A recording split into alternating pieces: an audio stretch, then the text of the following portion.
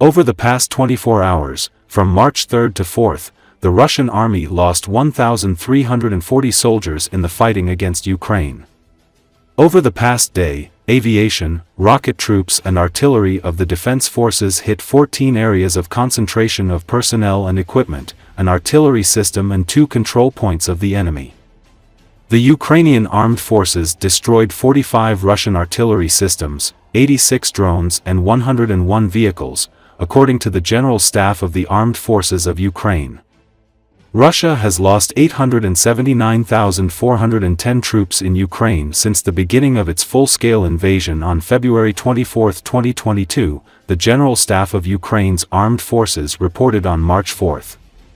According to the report, Russia has also lost 10,255 tanks, 21,298 armored fighting vehicles, 39,428 vehicles and fuel tanks, 24,064 artillery systems, 1,306 multiple launch rocket systems, 1,094 air defense systems, 370 airplanes, 331 helicopters, 27,741 drones, 28 ships and boats, and 1 submarine. On the night of March 4, Russian invaders launched a new massive air attack on peaceful cities and villages of Ukraine.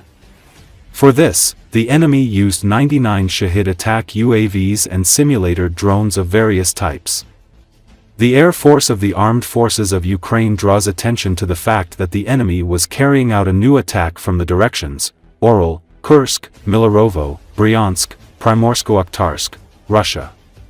This time, enemy drones were destroyed by aviation, anti-aircraft missile troops, electronic warfare units, and mobile fire groups of the Air Force and Defense Forces of Ukraine. According to the latest data, 32 enemy drone simulators have been lost in the field.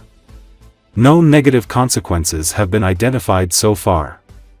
The Odessa, Sumy, and Donetsk regions came under enemy attack. Let's hold the sky together to victory.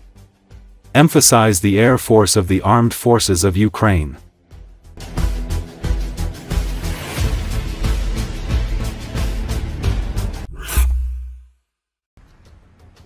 The Russian National Guard is protecting wounded Russian soldiers in hospitals in occupied Crimea. This began against the backdrop of Russians escaping during treatment.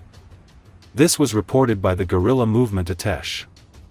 As noted by Atesh agents, in Crimea, against the background of the increasing number of cases of escapes from hospitals during treatment, the security of Russian soldiers has been strengthened. The reason for the escapes is the systematic sending of wounded and poorly treated occupiers to the front. In particular, at the 1472nd Naval Clinical Hospital, Rosgvardia officers are guarding the perimeter and constantly checking the documents of patients under their close attention. At the same time, the staff also expresses dissatisfaction with this state of affairs, as they feel a hostile atmosphere. We call on servicemen of the Russian armed forces to join our movement. Together we can stop this senseless war and restore justice, and you will be able to return home alive, write Atesh. Recall, Russian military is sending wounded troops on crutches back to the front lines to fight, and redeploying soldiers with significant injuries to combat roles, as it struggles with growing manpower issues.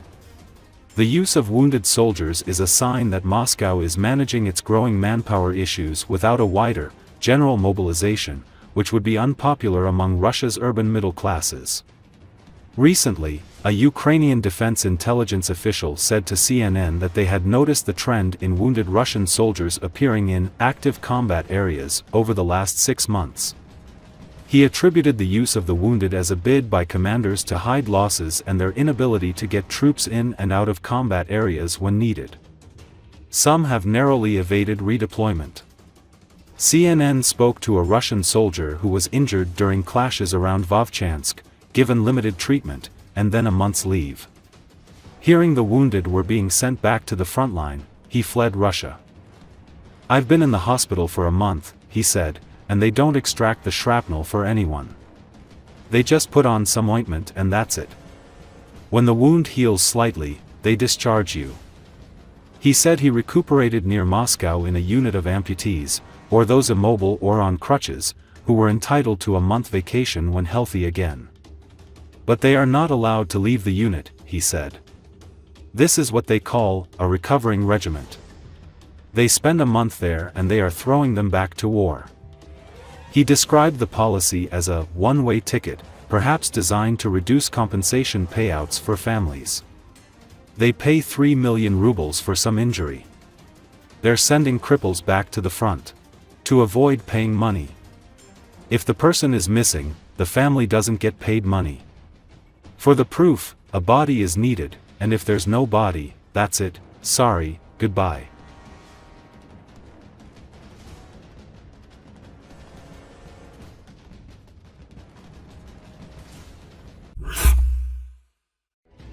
During the traditional Russian holiday of Maslenitsa, a group of people describing themselves as Putin's detachments burned effigies of Ukrainian President Vladimir Zelensky and European Commission President Ursula von der Leyen. According to local telegram channels, Zelensky's effigy was burned in Belgorod region, while Ursula von der Leyen's effigy was burned in Krasnodar region. Members of the Putin's detachment, who gathered for the ceremony and consisted mainly of elderly people, said that by burning the effigy of Ursula von der Leyen, they were destroying evil, including the European Union, in her image, and that they were doing this to establish peace in the world. They chanted slogans such as, "Burn, burn," and, "May there be peace in the whole world." It should be noted that the members of the group burned an effigy of then U.S. President Joe Biden on the occasion of the same holiday last year. Уважаемые товарищи, сегодня наш Масленица.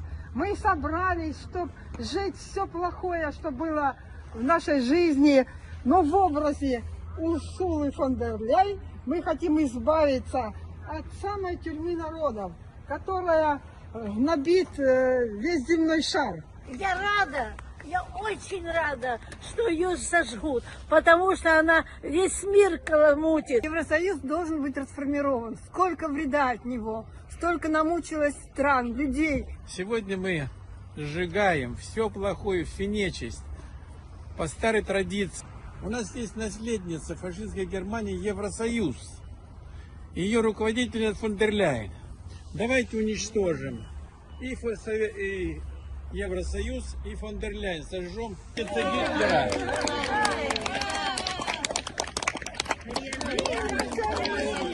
Чтобы был мир во всем мире. Евросоюз! Мир на всей планете! Ура! Мир на всей планете! Скажут, что мы ее нарядили.